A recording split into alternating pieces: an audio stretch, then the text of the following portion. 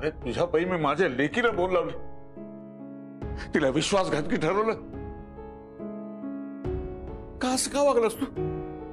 काय कारण का? प्रत्येक गोष्टी स्वार्थ बघायचा. अरे मी अभिमानानं सांगायचो की सोम माझा नातू आहे, आमच्या कुलकर्णी घराण्याचा कुलदीपक आहे. तू तर घराण्याची लाज वेशीवर टाकलीस रे. तुझ्या पायी लेकीवर संशय घेतला. तुझ्यासमोर घडलं ना संध्याकाळी ते, तेव्हा तुझी चुरू चुरू बोलणारी जी कुठं थांबली होती? हा, अरे तुला माझा नातू म्हणण्याची सुद्धा लाज वाटते मला आज. अरे मला वाटलं तू लहान आहेस, अजूनही काही गोष्टी शिकशील, पण तू अट्टल गुन्हेगार निघालास. त्या दोघांना घराबाहेर काढलीस, वर त्यांची मालमत्ता लुटलीस. आईला लाथाडणारा, दुसऱ्याच्या टाळूवरचं लोणी खाणारा नातू माझा असूच शकत नाही. आजपासून तुझा माझा संबंध संपला.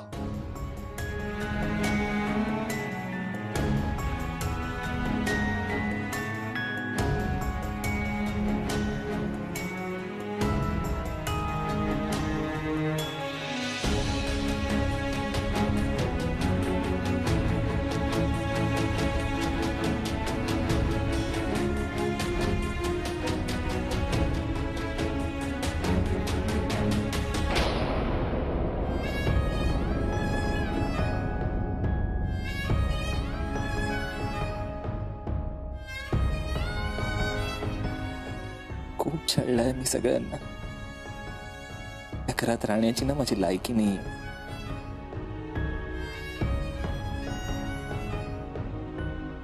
भल्या माणसांना त्रास देण्याचा मला कुठलाही हक्क नाही. इथून निघून गेलेलंच बरं.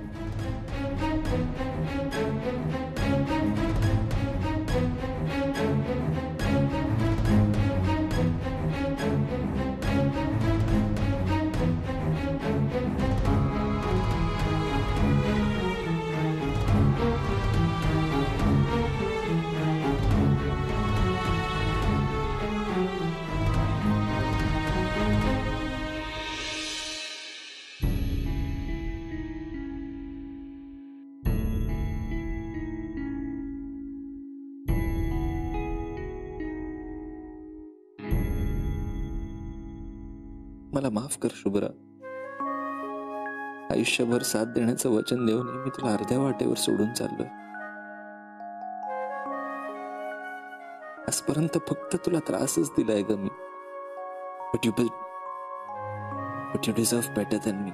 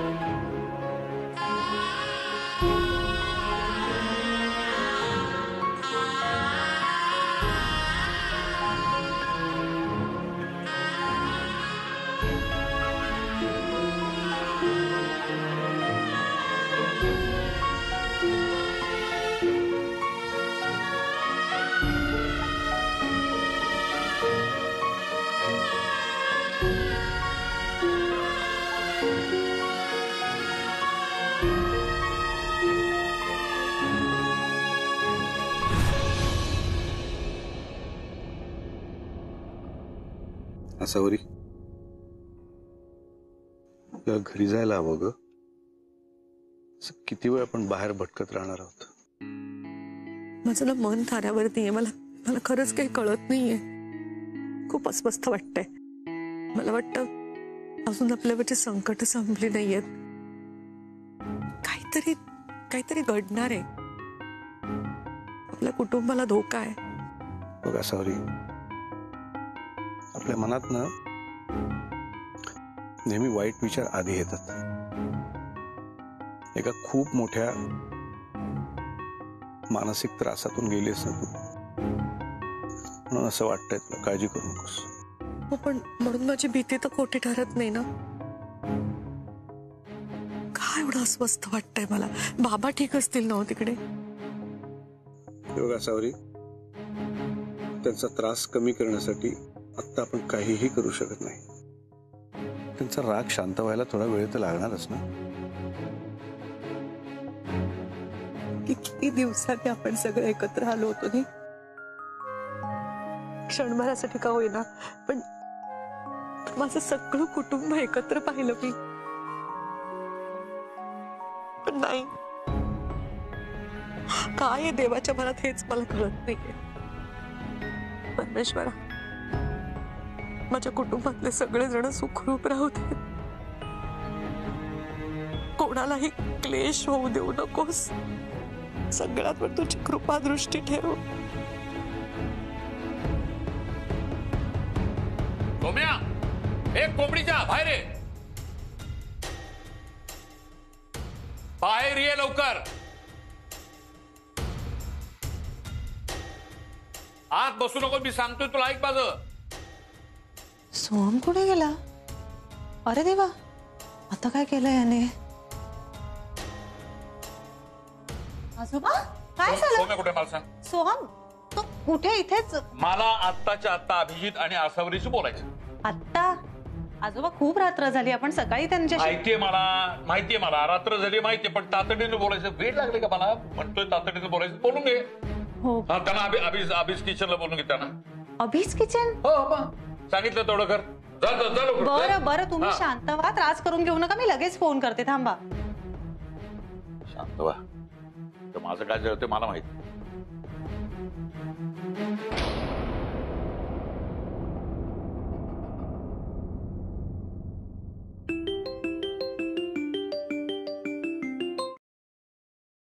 हा शुभ्रा, काय ग इतक्या रात्री फोन केला? सगळे ठीक आहेत ना? काय झालं? काय बाबा ठीक आहेत ना? सर ऐका ना, तुम्ही आईंना घेऊन आता ताबडतोब अभिज किचनला पोहोचा. आजोबांनी सांगितलंय त्यांना काहीतरी खूप महत्वाचं बोलायचंय. आत्ता या. बरं ठीक आहे, येतो आम्ही. काय झालं? काय काय म्हणाली ती? दत्ताजींनी आपल्याला ताबडतोब अभिज किचनला बोलवलंय. त्यांना आपल्याशी काहीतरी बोलायचंय म्हणे. काय बोलायचं असेल त्यांना? चला चला जाऊया आपण. सोहम कुठे गेलाय?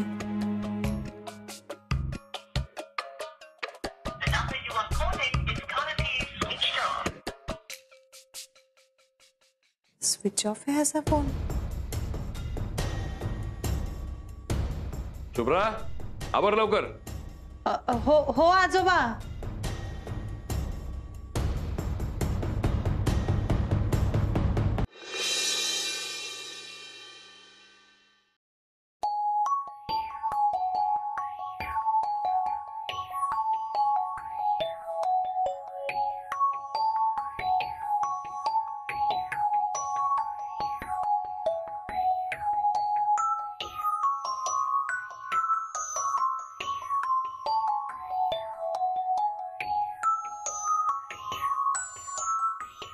आजोबा, नाही, काही नाही.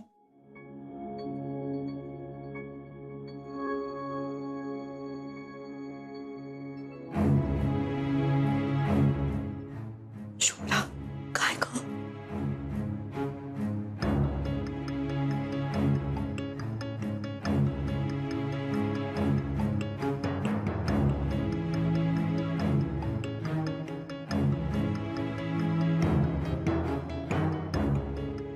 सॉरी.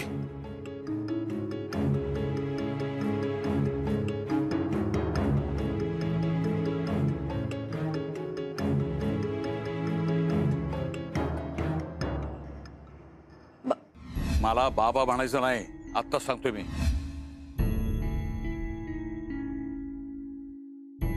मला बाबा म्हणण्याचा अधिकार गमावून बसलीस तू. आई स्वतःच्या स्वार्थापायी हे घर सोडून नाही गेली होती. तिला मी घर सोडून जायला भाग पाडलं.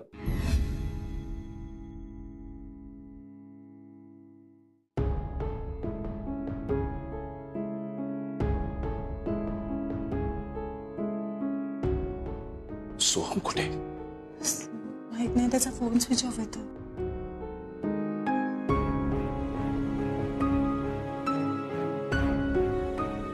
ठीक आहात ना? का बोलवलं? काय झालंय? एकदा बाबा म्हण.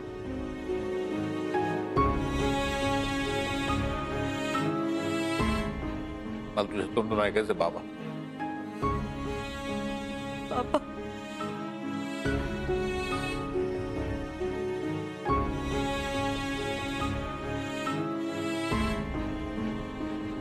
एका म्हाताऱ्याला काय हवं असतं?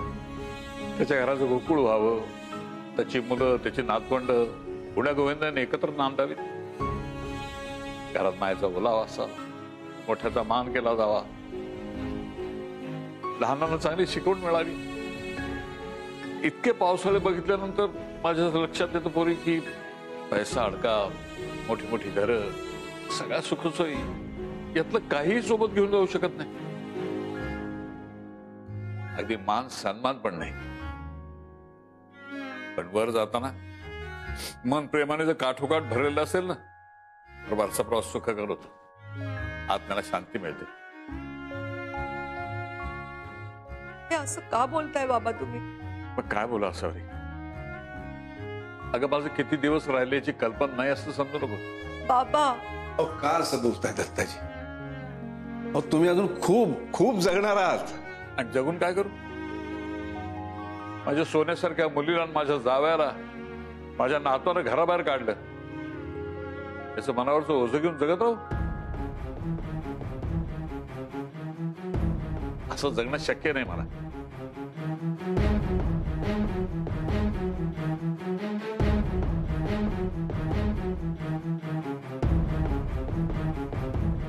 म्हणजे बाबा तुम्हाला फार उशिरा कळलं मला. मी तुला आणि या चप्पल चोराला चुकीचं समजत होतो. तुम्ही जबाबदारी टाळली असं समजत होतो. खरंच माझ्याकडनं चूक झाली. अहो नाही हो दत्ताजी, तुम्ही माफी मागण्यासारखं काही झालेलं नाहीये. सोहमने आम्हाला घराबाहेर काढलेलं नाही, आम्ही तू स्वतः. चुप बस. एक अक्षर बोलायचं नाही मला तुझ्याशी.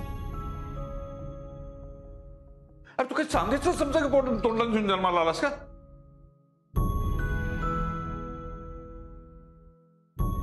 एका क्षणात सगळी मालमत्ता, सगळी संपत्ती सोम्याच्या नावावर करून मोकळा झालास. कशासाठी? माझ्या मुलीच्या प्रेमासाठी? विचारही केला नाही सुद्धा तुझं काय होईल?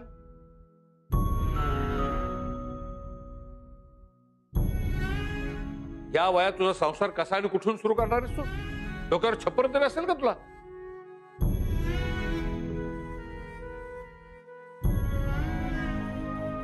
काय रे असलं निस्वार्थी प्रेम करायला कुठे शिकलास तू?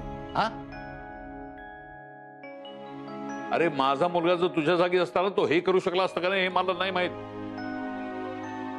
आता चप्पल चोर नाही ना म्हणणार? म्हणणार.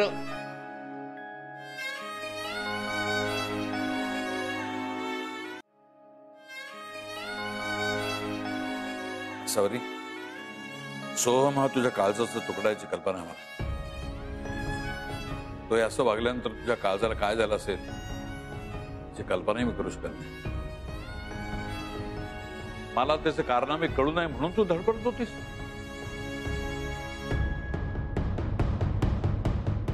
हे चुकलं असतं. मला वाटलं होतं की माझे संस्कार, माझ्या कुळाचं नाव, माझा नातू पुढे चालत आहे. नाही, तर मला कळून चुकलंय की माझ्या कुळाचं नाव, माझे संस्कार, तू आणि कोर्टातली सून हेच दोघी पुढे चालवत आहे. पण ह्या सगळ्या परीक्षेत माझा नातू मात्र नापास झालाय नक्की. कुलकर्ण्यांचे संस्कार जर कोणाला कळले असतील तर ते माझ्या आसावरीला तिने जोडलेल्या माणसाला.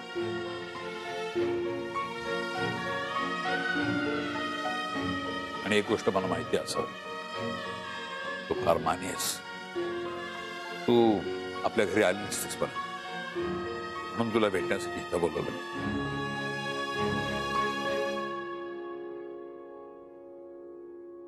खबरदार जर माझ्यापासून दूर राहिलीस तर.